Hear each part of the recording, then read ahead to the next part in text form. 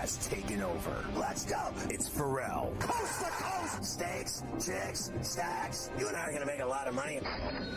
It's Ferrall. Coast to coast.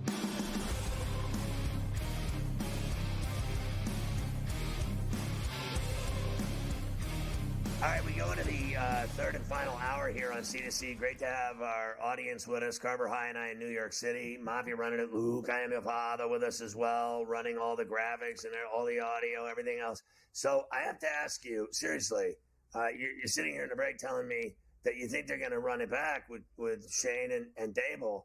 And, I think they'll rue the day they did it. I mean, he's already mowed through 4 coaches recently. Why not another? And I'll tell you what, people say, Belichick's too old. Belichick could coach the Giants better drunk. Look, I've thought for a long time that Belichick was a natural match because of how much he loves that franchise and how much the franchise loves him. And I thought that him and Mara would be a good match together. I believe that these two guys, Shane and Dable, have sold John Mara that they need a chance to start fresh with their own quarterback. I think that they have, in the process last year, they sold him that we love these two guys and it would change us, but we're just not close enough to get them. We need to have our own quarterback. And I think that that's why he has been sold that bill of goods. Now, if it went completely in the tank and they didn't win another game the rest of the year, would Mara be embarrassed enough to fire them both? It's very possible. But I think he's going to let those two guys draft their own quarterback. I think he's going to do it. Not saying I agree with it. Not saying I agree with it, but I think that's what he's going to do. Listen, I've already seen enough, okay? I like Brian as a person. I do. I don't know Joe. I know Brian. I like him a lot as an individual, as a person, as a friend, whatever. He's a nice guy. I really think the world of him. But I think he sucks as a coach. I mean, I think Shane is just an embarrassment. I'll tell you another thing. When he did the whole Barkley thing on that show they do, Hard Knocks. Whatever it's called. What is it called? Hard Knocks. On the Hard Knocks. Show. Okay, I don't watch, but I saw all those clips. And that was all I needed to see, that he's another one. He's a doofus. This guy is such a doofus. The way he talked to Barkley on the phone, it was so embarrassing. Like, he's got to go through, like, talking with brothers class. He needs to go back to, like, learn how to talk to, professional athletes and brothers. He doesn't know how to do it. He's just an absolute dork. He's a nerd. He's a loser.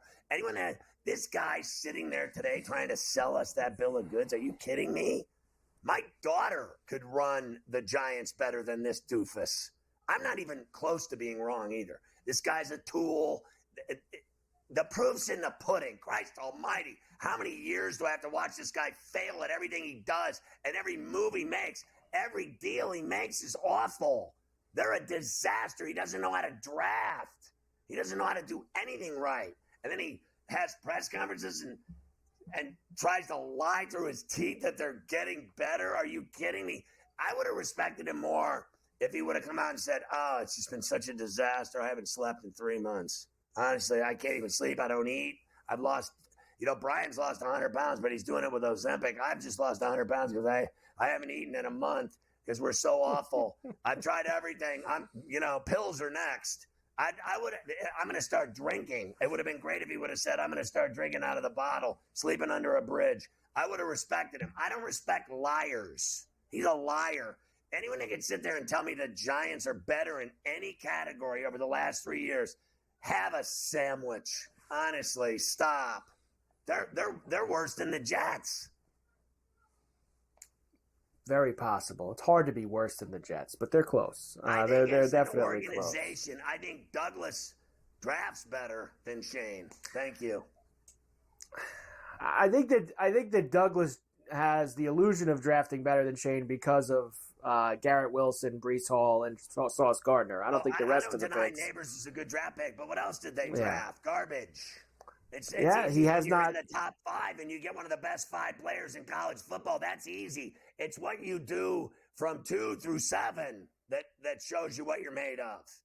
He's done a bad job with the draft. he's done a very bad job with the draft the last couple of years. Terrible. Very bad job. Vikings defensive coordinator Brian Flores wants to be an NFL head coach again. Well, good luck. That's pretty much all I can say there. People. No one wants you. Good luck. We'll see if that happens. He's a good coach, but we'll see if they can come across that. All right, let me get a couple futures in, and then we'll move on to the college football after the break. This guy sues people for discrimination. He thinks everyone's a racist, apparently, and that's what he does. He sues people. No one wants to touch him with a 10-foot pole. I'm surprised because I think he's a really good coach. I'm surprised he even has a job in the NFL, the way he's threatened everyone with lawsuits for discrimination, that everybody's out to get him. And people are scared to death of that guy. Honestly, it's like people that get sued by these constant sexual harassment lawsuits. You know, people have a track record of doing these things when they have jobs and they lose jobs and then they start suing people. I know people that are scared to death of lawsuits and lawyers and people with money that you take them on. You're asking for trouble. But what happens is I think he's blackballed. No one's who wants to hire a guy that sues everybody? Like it's like the kiss of death. It's like the Black Widow. I mean, this guy's he's a killer. I don't want nothing to do with him. Who's going to hire him? He hasn't been up for one head coaching job since he started suing people. Let's just get real here. Can we be real like we always are on Coast to Coast? And instead of all this candy-ass saltwater taffy nonsense, this guy is nothing but trouble. He sues people. He thinks everybody's a racist. That's it. That's all there is to it. This guy's a racist. He hates this guy. I'm gonna get you. Like, there's nothing worse in business. There really isn't. What is there? No one wants nothing to do with him. I'm surprised he even has a job with the Vikings. I am. It'd be very hard for him to get another job, a head coaching job. It'd be very difficult. It's like hiring with some John of the things Gruden. that have happened After John Gruden sent out all of his emails, how's he doing? He can't even get a job coaching high school.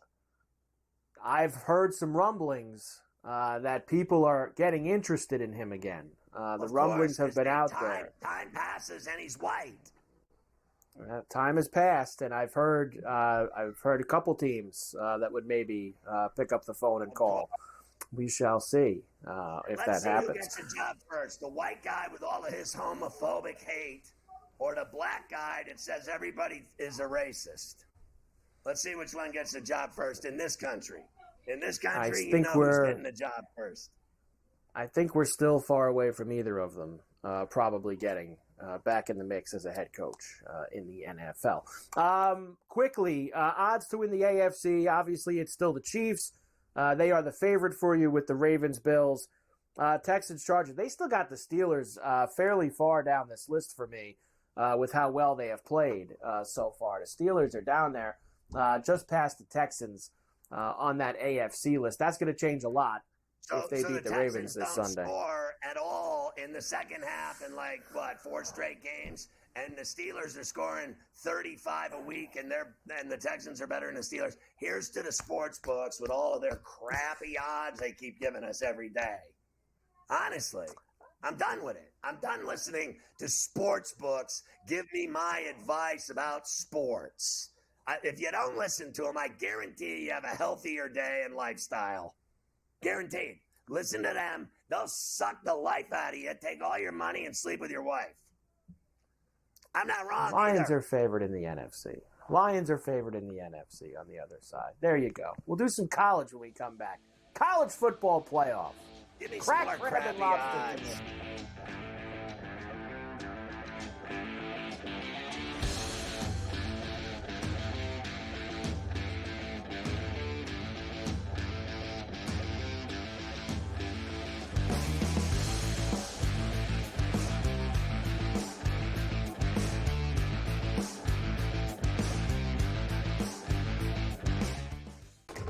Enter into the magical world of McLuck.com, where even the smallest of spins can win real cash prizes.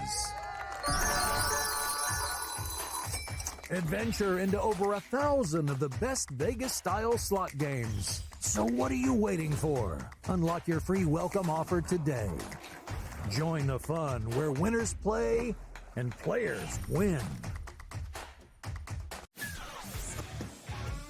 Together, both Devontae Adams and Garrett Wilson had huge nights. Aaron Rodgers loves the two big targets, and he says if this is going to happen, it's going to be very tough on the defense to decide who they want to go after. Adams and this kid, Wilson, I won't deny what they can do, but nobody else does jack. Ferrall Coast to Coast, only on SportsGrid. Are they definitely done with Daniel Jones from this point? And any shot that Dable is off the sidelines, meaning he gets fired before next season? They have a general manager in Joe Shane. Every big move has to get approval by ownership. So look, the bottom line is they don't know who their future quarterback is past this season. Tommy DeVito's clearly not the answer. They don't have it. Drew Lock's not the answer. Pro Football Today, only on SportsGrid. A lot of concern, I would say, for Georgia in Carson Beck. 3 interceptions once again.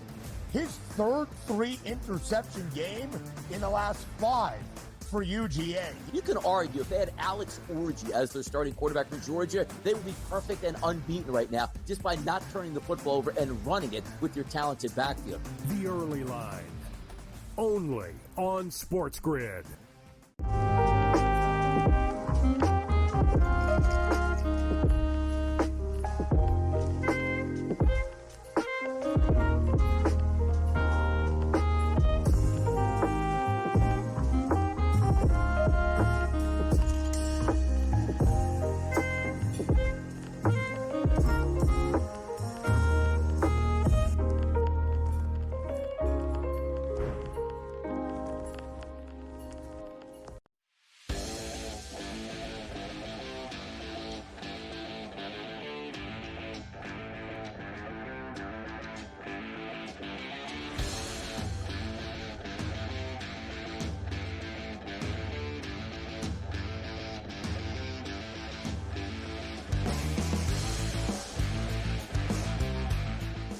We'll save the other NFL skinny for tomorrow and the big game Commanders. Eagles tomorrow at the Link, and we'll move now into college football again.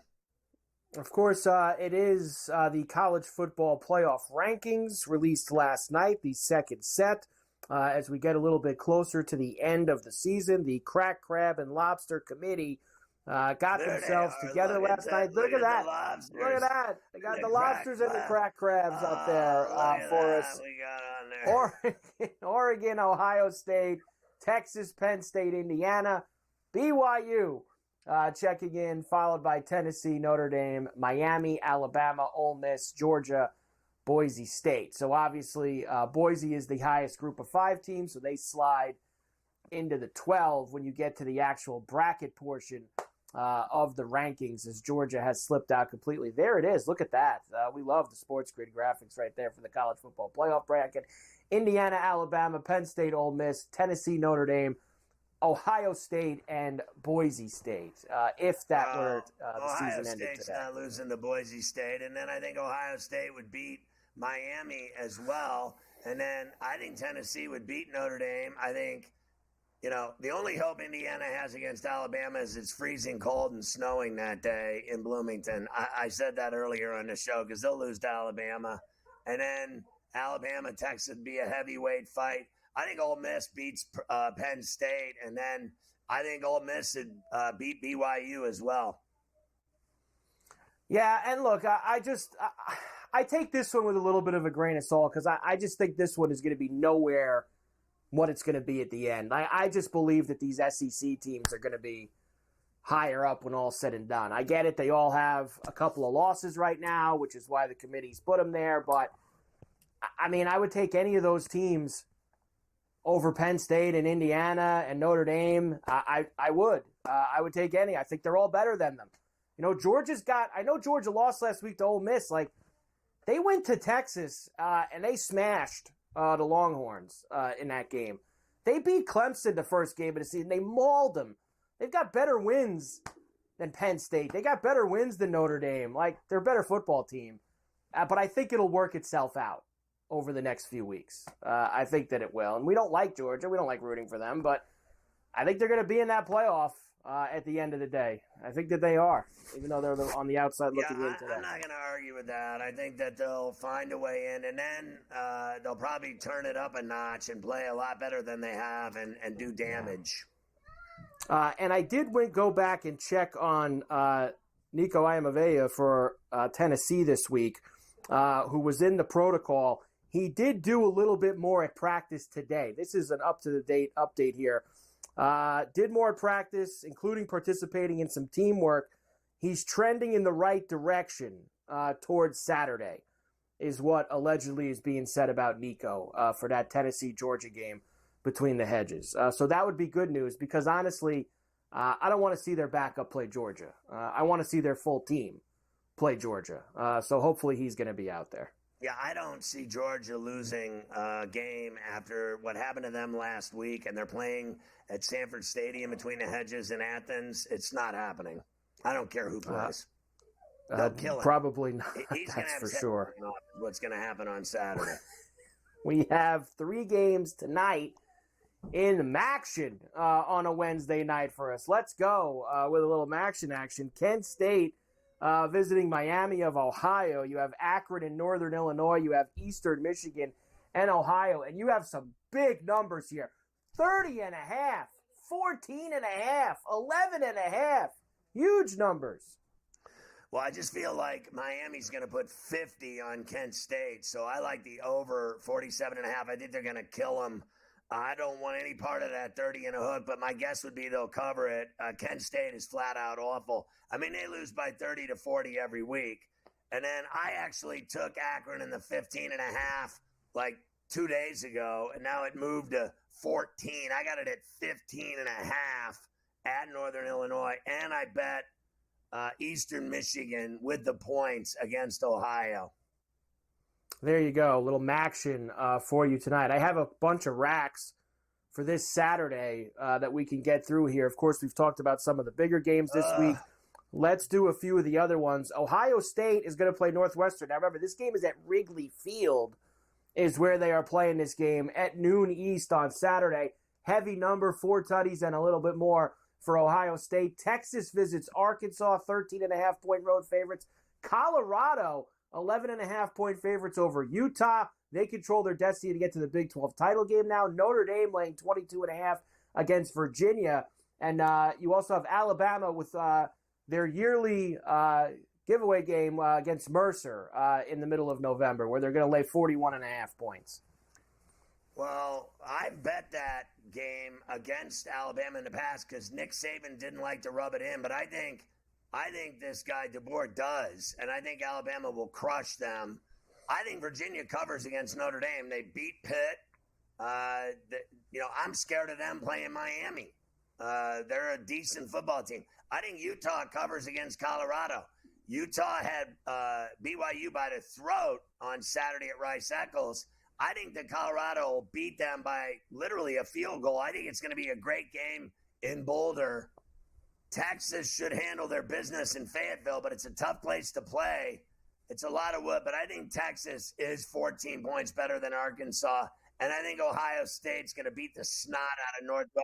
I don't care if it's at Wrigley Field or if they played it out in a parking lot. That would be fun if they played it out in a parking lot, though, wouldn't it? And guys would just be like smashing into street signs, and they could just it would just be smashed into cars. Like, it would be a lot of fun if they could do that. We'll come back, and I'll give you the other 3 racks that I have for Saturday. I've got some other huge games, of course. SMU trying to stay undefeated against BC. We'll talk about that. You've got all these teams still in the mix in the Big 12, like Arizona State. The quarterback. Castellanos stepped away from the team, and he's going to enter the transfer portal. Didn't like that O'Brien benched him. Another guy, take his ball and go home. That's nice. Another quitter, just like Moss on USC. Quit when it doesn't go your way. Quitter. College athletics, awful. Sissy quitter. Go home then to your mommy.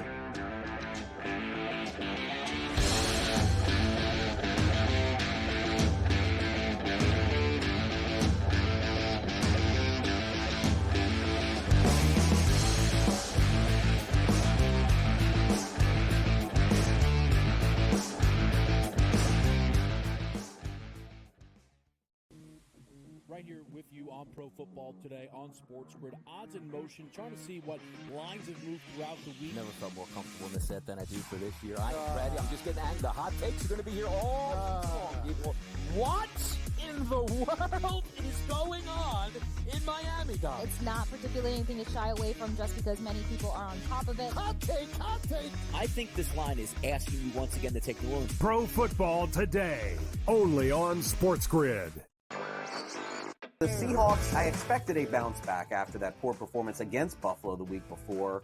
They took the Rams right down to the wire. The Cardinals are the top spot at the moment. That's not going to hold. Kyler Murray and the Cardinals are not going to win this division, but they are 5-4. After that, you've got the Rams, the Niners, each 4-4. The Niners, God willing, man. I mean, if Christian McCaffrey ever does come back.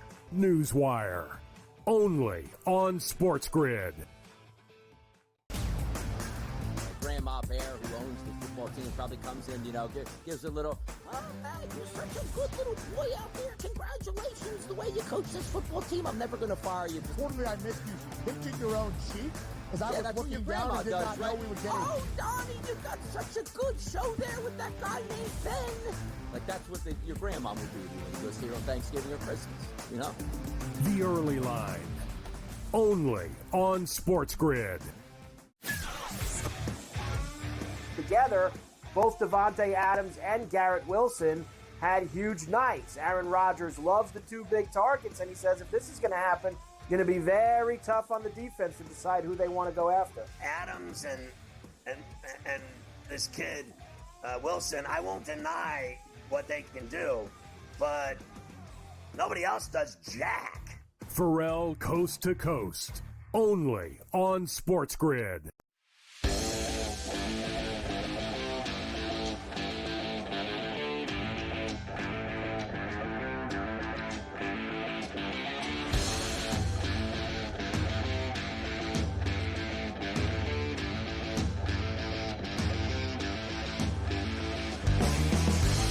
Just massive racks of ribs here on a Wednesday as we gear up for the weekend of college football. I swear to God, I'm jonesing for this weekend, and I just wish it was Friday. I really do. Wednesday, to me, this is just a terrible tragedy that it's only Wednesday. Tomorrow there's a really good game, but it's just not good enough. Honestly, I got to get to Saturday and Sunday. I got so much action happening. I'm losing weight over here. Really have to have it. Saturday's a must. Sunday's a must. Here's the rest of the racks for Saturday. Syracuse, we'll start with them as they are going to take the long trip all the way out to Berkeley this week. Cal favored in that game. Penn State visits Purdue and West Lafayette. They're laying a big number. SMU trying to stay undefeated, laying a huge piece against BC. As we said, they benched Castellanos. They'll put the other kid in. LSU 4.5-point favorites in the Swamp against Florida. Louisville, big favorites on the road, also heading out west to see Stanford in Palo Alto. So, look, I think Syracuse will give Cal a game at Berkeley. I think that number's too fat for me. I like Cuse with the quarterback. I think they're tough. I keep telling you, Miami's going to have their hands full with them. I don't think Cal's as good as everybody thinks they are. I think they're okay, but are they 9 points better than Cuse? We'll see. I think Penn State will roll at Ross 8 and West Lafayette. BC, kind of a mess right now. They benched their quarterback. What does that mean? They've given up. SMU at Gerald Ford in Dallas is the play for me. Although BC has covered a lot, I won't deny it. It could be a sticky number at 18 and a hook. LSU, Florida, does it matter anymore that LSU is favored in a football game? Their season's over. They're not going to the playoff. I think they'll beat Florida, you would think. And then I like Louisville at Stanford. I don't know about 20 and a hook, though, in Palo Alto. That makes me nervous. I don't think Louisville is as good as everybody thinks they are. I mean, I've seen them lose games. So 20 and a hook on the road going all the way to California. I know Stanford's bad, but what do you think there, Mike? I think that Stanford sucks, but that's a very long trip for Louisville. 20 and a half could make me think about the Cardinal on Saturday for that game. It could. Louisville coming off a bye as well. for that. Remember, Cardinal against the Cardinals you have there. Next, Nebraska is going to USC. Remember, USC changing quarterbacks. Moss is out, and they're favored over the Huskers. Baylor visits West Virginia. They're 2.5-point road favorite. South Carolina, who's been playing great, 12.5-point home favorite against Missouri. Boise laying 13.5 at San Jose State against the Spartans, and Kansas State favored over what's been a very spunky 7-2 Arizona State team. Yeah, I like Arizona State and the number in Little Manhattan. I like Boise at Spartan Stadium at San Jose. I think Missouri covers the number against South Carolina. South Carolina wins the game. I'm going to go West Virginia in an upset in Morgantown outright to beat Baylor. And USC with their new quarterback will handle Nebraska at the Coliseum, even though they got nothing but problems. They're on probation now. Lincoln Riley's got a little mess on his hand. And they said the coaches were the reason why. The coaching staff are the ones that cheat. Yeah, that's right. They get a year probation and $50,000. $50,000 to a school. I mean, get serious. That's absolutely nothing to them. The probation's what really matters there. They charge more to run on the field and tear down the goalpost than they do cheating. They do that. It's the same, almost, that's more than what they gave your man at Utah this week with his nonsense. Yeah. He only got $40,000 for that. Last one, Rutgers visits Maryland in the Big Ten. You have Cincy and Iowa State. Iowa State's lost the last couple weeks. Not a good scene for them. Texas A&M laying a huge piece against New Mexico State. Washington State laying on the road at New Mexico. And we always love the late night Mountain West games. UNLV with a very big number at home against San Diego State and Allegiant. Yeah, look, San Diego State's awful. I think UNLV's going to kill them in Allegiant. I like Washington State on the road over New Mexico in Albuquerque, easy. I like the Cougs easy there. I think A&M's going to absolutely shred the Aggies of New Mexico State in Kyle Field. I'm talking 45 or more. Cincinnati, Iowa State. Is Iowa State ever going to play good in a football game? They've lost 2 in a row. They'll win this one, and they'll cover. And I like Rutgers on the road in College Park over a weak Maryland team. Rutgers plays defense at least.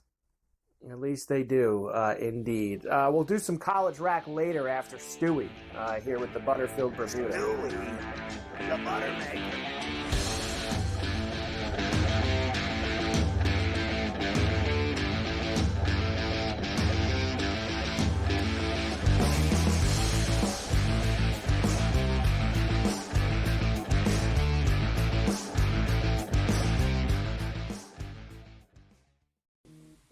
Right here with you on Pro Football Today on SportsGrid. Odds in motion, trying to see what lines have moved throughout the week. Never felt more comfortable in this set than I do for this year. I am ready. I'm just getting angry. The hot takes are going to be here all long, people. What in the world is going on in Miami, guys? It's not particularly anything to shy away from just because many people are on top of it. Hot take, hot take. I think this line is asking you once again to take New Orleans. Pro Football Today, only on SportsGrid. The Seahawks, I expected a bounce back after that poor performance against Buffalo the week before.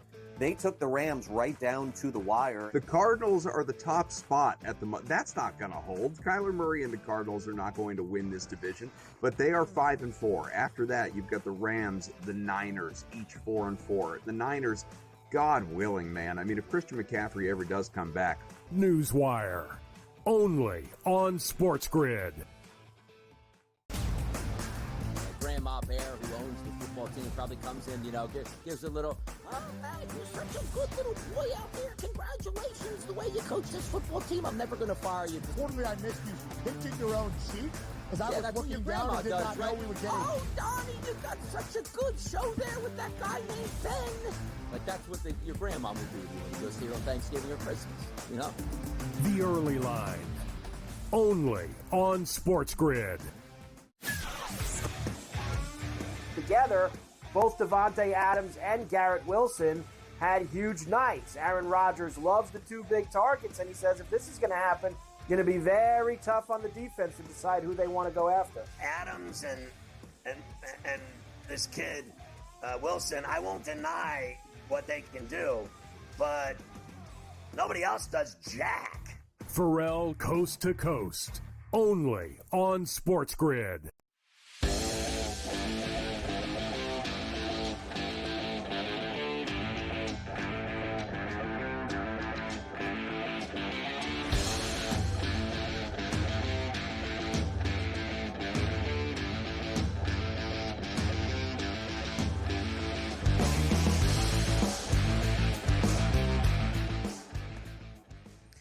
And we are back, Ferrall, coast to coast here on a Wednesday. Yes, it is a Golf Wednesday on C2C. Only 2 left in 2024 before we come back the first week of January out in Hawaii.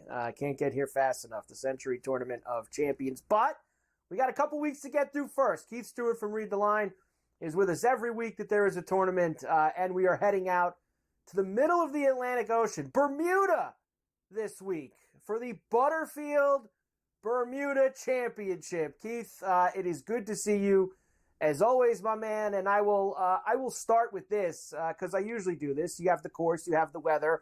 What's going to be going on at Port Royal this week in Bermuda? I have seen some high winds the guys are going to be dealing with this week. Well, Carver, good afternoon on a Golf Wednesday, and you're going to need to batten down the hatches. You are not going to be happy, my friend. The weather is going to be an issue this week. Thursday, we're looking at 30-mile-an-hour winds, gusts over that. Friday night into Saturday morning, we have heavy rains predicted. We're out in the middle of the ocean, and we are unprotected from the elements, and these guys are going to get tested over there at Port Royal Golf Course. And you know what? It's a par 71 golf course, 6,800 yards, and when the wind doesn't blow, like last year, the winner, Camilo Villegas, was 24 under par. Brendan Todd reached that number as well in the first year of the event back in 2018. But, otherwise, you need a little wind to blow to make this thing a challenge for these guys, and Vegas has the over-under for the week at 13.5. So we'll see what happens.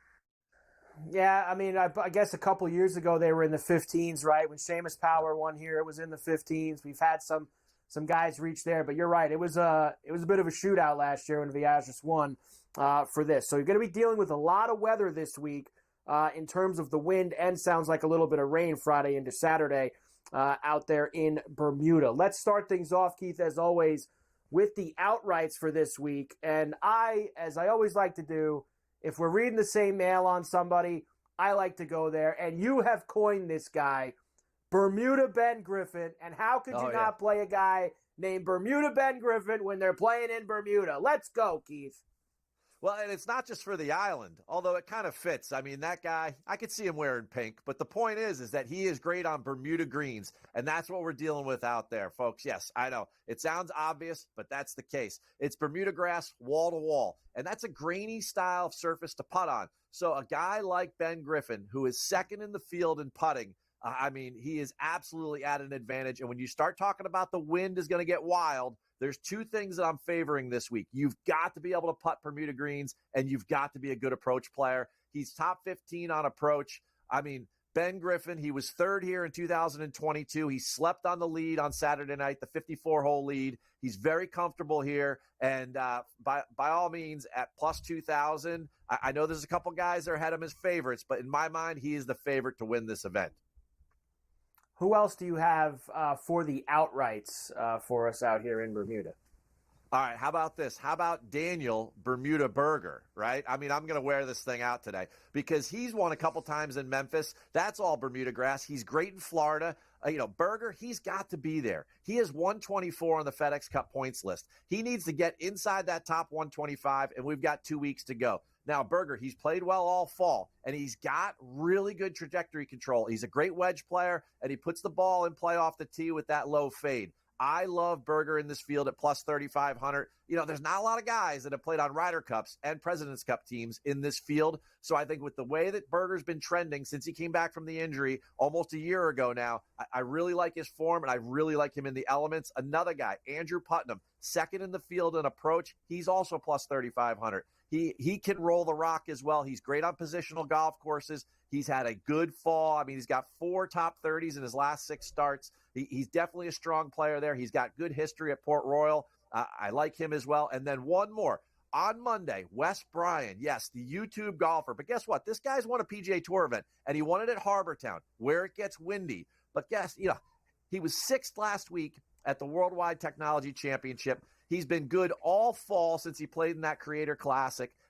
He's a wizard with the wedge, Carver, okay? And this week, you're going to miss some greens. You're going to play in the wind. He's born in South Carolina. He knows Bermuda grass. He started the week at 70. He's down in the 50s. We're not the only ones that are on him. I think he has a chance to pull off something special over there. He's my long shot of the week. I like it. Listen, 55-1 for him. Let's get involved in that. And anybody who's good in the wind, if the winds are blowing, you got to get there. We go to the placements next. And listen, we've been riding Lucas Glover here in terms of placements. He's had himself a good fall, Keith, and he looks to continue that out here in Bermuda. And here's another guy that's got a little outside motivation. He's 62nd on the points list. You get between 51 and 60, and you get in those early signature events, and that's where Lucas wants to be. He's got a 13th, a third, and a 24th last week. He's a ball striker. He's going to be able to handle the wind and get the ball on the greens. If the putter works, he's in the top 10. Top 20, Carson Young hits a ton of fairways. He was second last week. I love his form. And the other guy, Jacob Bridgman, great approach player and a great putter. First in the field in Bermuda grass putting. Both of those guys for a top 20. And then I'm going to go blast from the past. All right. Brandt Snedeker, top 40 at plus 188. I mean, since the fall started, he was 12th at the Czech Masters. Yeah, over the DP World Tour. 26th at the Procore, 16th at the Sanderson. And he's the type of guy who can play well in the wind with that compact swing, and he's a great little pop putter. I love him on Bermuda greens. A couple other fun ones for you. I mean, this event, it doesn't have a star-studded cast. I mean, it's more like, I don't know, the cast from the Cantina scene at Star Wars. You know, you just don't know what you're going to get. But the fact of the matter is this. I came up. I love to dive deep. I came up with a couple props for you. Low South American. Let's go. Nico Echevarria, okay? Plus 150. The guys he's going against. Toasty, all right? He's been toast. No offense to Joe, but Toasty's been terrible, right? Villegas, the defending champion, not great. So he's got to beat Johnny Vegas at a plus 150 for low South American. And then the other one, Continental Europe, low guy, Matty Schmid. Everyone's talking about Matty Schmid this week. How about plus 150? And all he's got to do is take down Henrik Norlander. Paul Barjan isn't walking through this door. Neither is Martin Traynor. I love Matty Schmid right there in this field. He was third there last year. I'm on Matty Schmid as well. I have him in one of my placements because he has played well at this course before. Obviously, the wind's going to be a little bit different. And Nico Echevarria has been great. The win at the Zozo a couple of weeks ago. So, and he was involved last week too, Sixth place as well. Last so Nico's been pretty good. Head-to-heads, who are we going after? All right, Battle of the Andrews. I have Putnam over Novak. Both guys, great ball strikers, all right? We know that. But Putnam is a much better putter, especially on Bermuda greens. I think that he outdistanced Novak over 4 rounds, minus 120. And then the other one, I'm going to go Bermuda Ben Griffin over Mav McNeely. Now, here's the thing. Everyone says, oh, Mav McNeely should win. He should win. He's one of the favorites this week. You know, Ben Griffin, we already talked about. He's played in 70 tour events, and he's got a couple runner-ups, and he's got about 5 top 5s. Mav McNeely has played in 140. He's played in twice as many tour events, and he's only got 2 runner-ups. They got the same amount of runner-ups. Ben Griffin, he contends more often, and I like him out there on the island where he's comfortable. Mav McNeely, I mean, everyone that we keeps tailing him, right? Is it ever going to happen? I don't know, but I just don't like him as a favorite. So plus money on a head-to-head with one of the favorites in the tournament, I'm taking Ben Griffin. I'm done with Mav. I can't have it. Only on the West Coast, maybe for me, Keith. That's about it as far as Mav McNeely goes. 30 seconds. Give me someone for the ladies. They're at Annika's tournament this weekend. I'm sure everyone saw Caitlin Clark almost take someone out on the left fairway this morning at the Pro-Am. Who do you like for the ladies? Yeah, I tell you, you're right, though. I mean, West Coast, Mav, if it's Miramar, I'm taking Maverick. Otherwise, I'm not taking them, right? As far as the ladies go, they're down there in Tampa. I love Se Young Kim. She's got a great history there. She's got a win. I also like the defending champion, Lilia Vu. She's at plus 3,000. Throw me a little Hannah Green. She's got 3 wins already this year. And one more for you, deep. 2-time winner, Lauren Coughlin. We had her back with Johnny Vegas in the Canadian when we won twice on a Sunday. She's 50-1 and the type of ball striker that could get it done. Keith Stewart, rip the line. Let's get it done in Bermuda this week.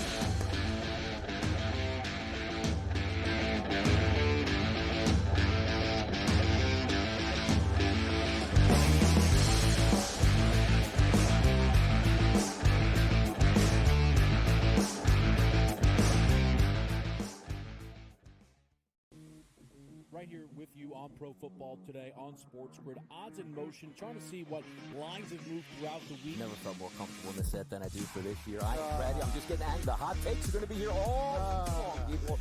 What in the world is going on in Miami, Dom? It's not particularly anything to shy away from just because many people are on top of it. Hot take, hot take. I think this line is asking you once again to take New Orleans. Pro Football Today, only on SportsGrid. The Seahawks, I expected a bounce back after that poor performance against Buffalo the week before. They took the Rams right down to the wire. The Cardinals are the top spot at the that's not going to hold. Kyler Murray and the Cardinals are not going to win this division, but they are 5-4. After that, you've got the Rams, the Niners, each 4-4. The Niners, God willing, man. I mean, if Christian McCaffrey ever does come back. Newswire, only on SportsGrid. Grandma Bear, who owns the football team, probably comes in, gives a little, oh, man, you're such a good little boy out there. Congratulations, the way you coach this football team. I'm never going to fire you. Quarterly, I missed you pinching your own cheek as I was looking down and did not know we were getting. Oh, Donnie, you got such a good show there with that guy named Ben. Like, that's what your grandma would do to you when you go see her on Thanksgiving or Christmas, The Early Line, only on SportsGrid. Together, both Devontae Adams and Garrett Wilson had huge nights. Aaron Rodgers loves the two big targets, and he says if this is going to happen, going to be very tough on the defense to decide who they want to go after. Adams and this kid Wilson, I won't deny what they can do, but nobody else does jack. Ferrall coast to coast, only on SportsGrid.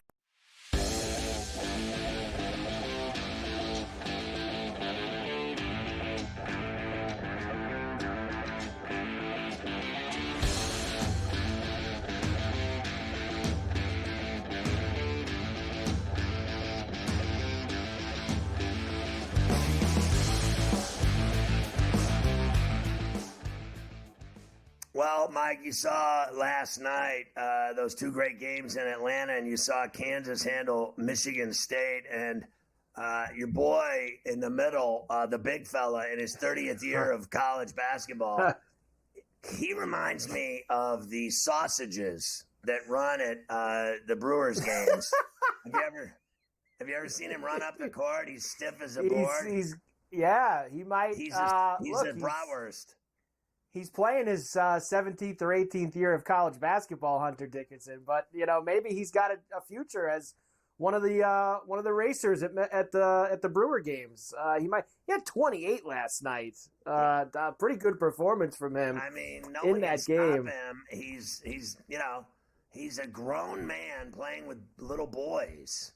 Little college kids, and he's like, he should already be in his 5th year in the NBA. He reminds me of Cam Rising, spending way too many years in college. It is amazing how many years these guys get.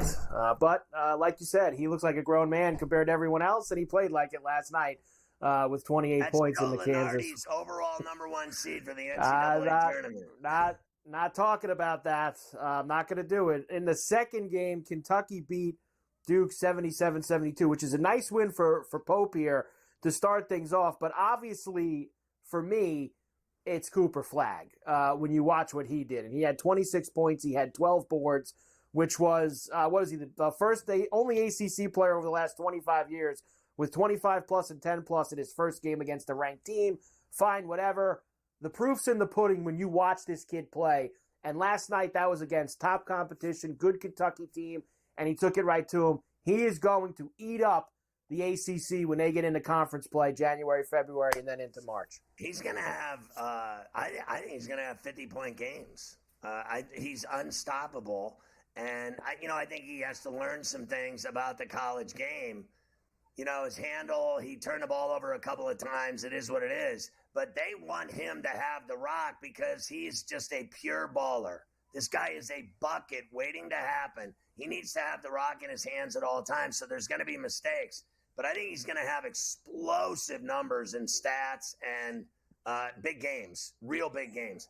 And like I said, I firmly believe by the time Shire gets this thing right, they got guys having leg cramps left and right. It's early. It's a week and a half into the season. By the time he gets this team right and lubed up, I think they're going to the Final Four. I agree with you. I think that they will be in the Final Four as well, and hopefully win it because I've already got my Duke tickets lined up from this offseason for them to win. Tonight, let's go. We've got a few games in College Rack, 2 racks of it tonight.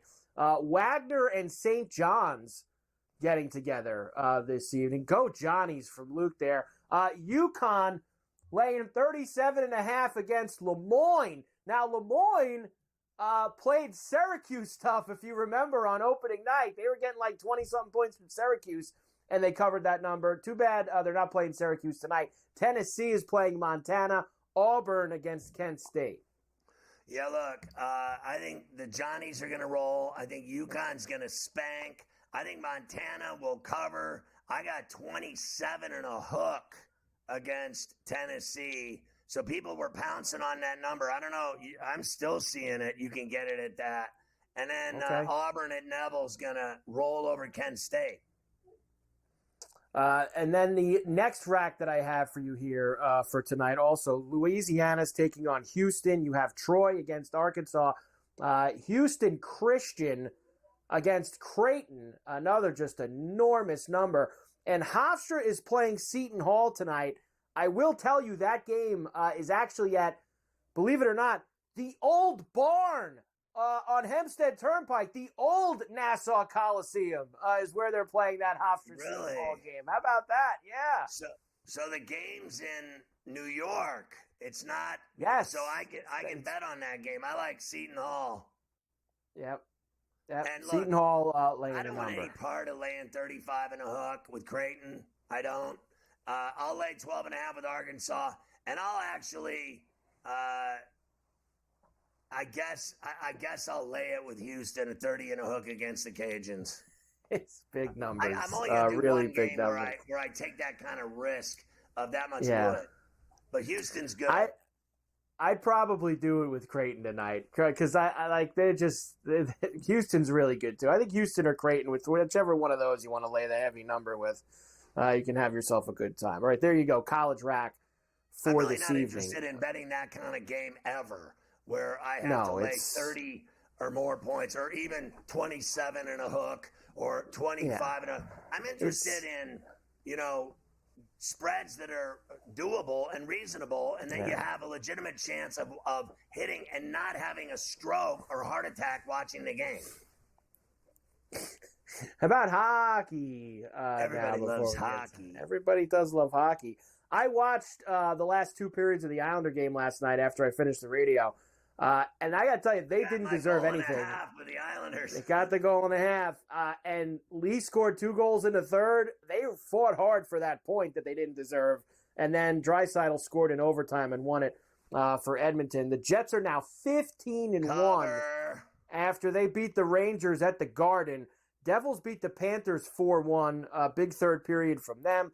Sens beat the Leafs. The Leafs have had problems with Matthews out of the lineup. The Penguins have sent Lars Eller back to the Capitals. They get a 3rd and a 5th round pick in return, as Lars Eller was part of the Capitals Stanley Cup winning team years back. He goes back there, as this could be a sign of things to come. There's really not much you could strip down for the Penguins, but Lars Eller going out. Notice how they can never get rid of Malkin and Letang. They just have locked in with these deals. And whatever else is on that roster is so bad, nobody wants them in a trade. Nope. We will come back, and we'll start leftovers with tonight's hockey games, which includes hockey night in Pittsburgh at the PPG, with the Red Wings in town against the Penguins. And then we have the that. next game is Saturday with the Sharks after this one, right? I'm going Correct. to that one.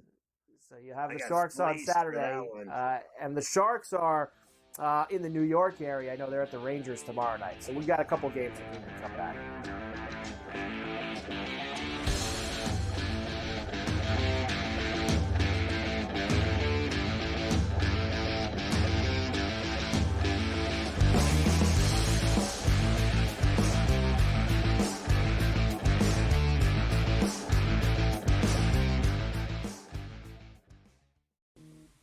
right here with you on Pro Football Today on SportsGrid. Odds in motion, trying to see what lines have moved throughout the week. Never felt more comfortable in this set than I do for this year. I am ready. I'm just getting angry. The hot takes are going to be here all long, people.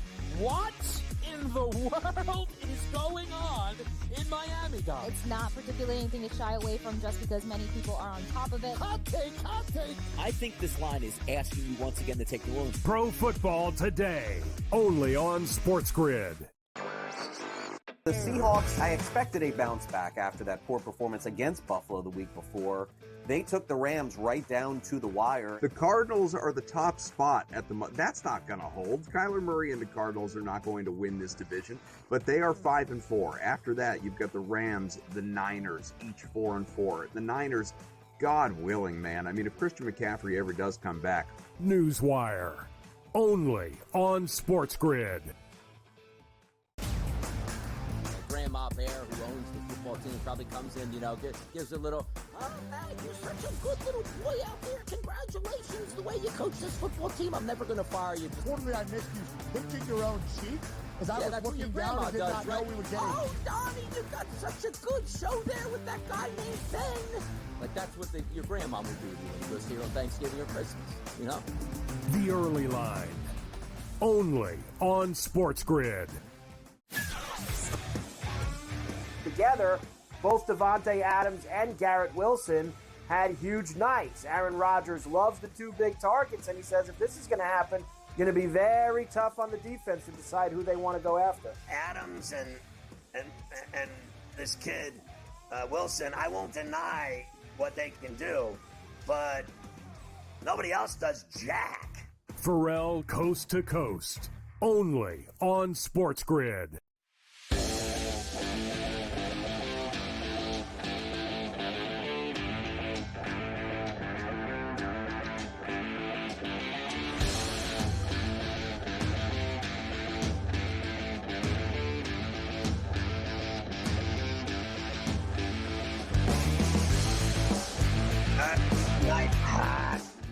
Everybody loves hockey. Everybody does love hockey, and we'll start the leftovers with that tonight. We do have 5 games on the schedule. I told you that the Red Wings are in Pittsburgh, hockey night at the PPG. Penguins are favored tonight, minus $1.40, total 6.5. Yeah, honestly, how are they favored in a hockey game is what I want to know. Because I guess the Red Wings are as bad as they are right now, so Yes. I'll take the Penguins tonight at home. They got to win on home ice one night, right? You would think that they do, although you would like it to be Saturday when the Sharks are there. That would be much better on for you. TNT tonight. I can actually watch it. I got to wait till late night to play basketball, so I might as well watch hockey first. Why not? The Maple Leafs are in Washington against the Caps. Caps are out to a great start. Leafs have been sputtering a little without Matthews. Minus 138 for the Caps. It's another 6.5 here. Give me an OV goal anytime, and the Caps win. The Hurricanes are still out west. They won the other night at the T-Mobile in Vegas. Tonight they are in Utah against the Hockey Club. Right now, minus 2 bills. It's up to actually for the Canes, and a 6.5. Yeah, I'd puck line it. I like the Canes here by a couple of goals. Second game of that TV doubleheader on TNT will be the Kings and the Avalanche in Colorado. Minus 138 for the Avs, 6.5 total. Yeah, I got to take the Avs at ball. And finally, the heavy lumber game of the night is at the Duck Pond, where the Knights are minus 215 against the the Ducks, and a 6.5 total there. Yeah, the dad's road trip for the players' dads, so they got to win for the dads. Puck line at Vegas crushes the Ducks. Getting involved, that's for sure. There you go. The hockey for this evening. Everybody does love hockey. A couple baseball notes. The Angels, who have been signing some of the weirdest players so far. They're like the only team that has signed anyone. Signed Kyle Hendricks. Now they signed Travis d'Arnaud to a 2-year deal worth $12 million. I'd love to know what the game plan is there. I'm sure at some point they'll tell us. The Giants are looking to deal Mike Yastrzemski and Lamont Wade, two guys that have been there a long time. I like Yastrzemski. I know, he's a decent lefty hitter, decent glove in the outfield.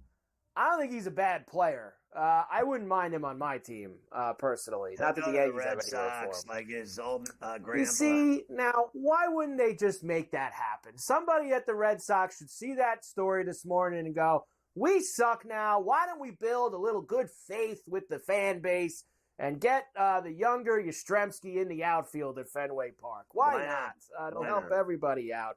AL Silver Slugger winners, if you're concerned about this. Judge, Soto, Santander, Jose Ramirez, the same names as always. My boy Rooker, who hit a lot of tickets for us this year, won for the DH slot. We love Rooker, as always, here on Coast to Coast. And on the NL side, Bryce Harper, who I believe has now won at like 3 different positions, I think it said. Nice job by him. Marte, Lindor, Machado, Teoscar, Jackson Merrill, Mookie Betts, Ohtani. I think Teoscar's won 3 of them now, 3 Silver Sluggers.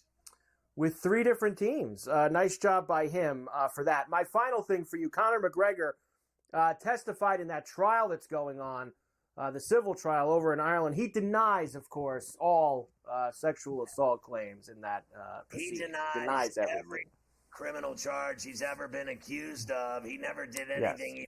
We watched him throwing the thing on the bus and attacking people. He didn't do that either. He denied that too. He denied he punched the guy in the bars. Everyone filmed him punching the guy in the bar. He's a great liar. He reminds me of someone I know in office. Here's the Ferrall finish. The FBI investigating Patrick Mahomes and Travis Kelce's home burglaries. They both got their homes robbed. That's what these people do now. They know you're out working, playing in a game, and they go rob your house. Fernando Valenzuela died of septic shock. I don't even know what that is. It just sounds brutal. A bat-wielding jerk bashes a New York City strap hanger for refusing to hand over $20 to him on the subway. Bashed him in the head with a bat. Who is allowed to carry bats onto the subway trains? I just don't understand that. Twisted son left dad's corpse in the backyard freezer for years so he could keep cashing his Social Security checks. Strong effort by the kid there to be hauling in the money with dad out in the backyard in the freezer. You got to admit, he had it all cooking right there. GTD is next. Go to FerrallOnTheBench.com for everything else. We'll see you tomorrow at 3 on Coast to Coast.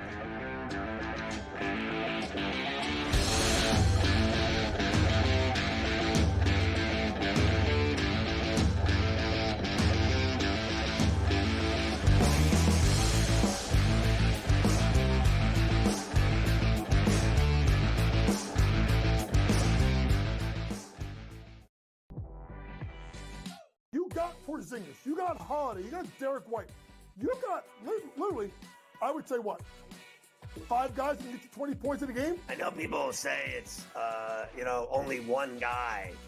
I don't believe that, Coach, that, one guy, those days are over, in my opinion. Like, a Bill Russell, a Wilt Chamberlain. Betting above the rim, only on SportsGrid. You're going a little deep bomb hunting here. We don't care that we have the one heavy favorite with Rory, a couple other guys like Fleetwood and Tagala, etc. You're going to go a little deeper down the board. This course, I think, is going to play a little bit more to the wedges. They have, what they did is they've renovated it to basically block off some of the bombing alleys for these guys. They've narrowed the fairways. Ferrall Coast to Coast, only on SportsGrid. Garrett Cole is getting ready to come back, too. I guess look, they've played great without him, but you're not going to say to Garrett Cole, look, don't come back. I mean, it's a ridiculous conversation to have. They're not going to take any unnecessary chances. And look, they're at the point where they have a lead. They certainly are going to make the playoffs, I would say, barring some sort of complete collapse. And that's all it takes.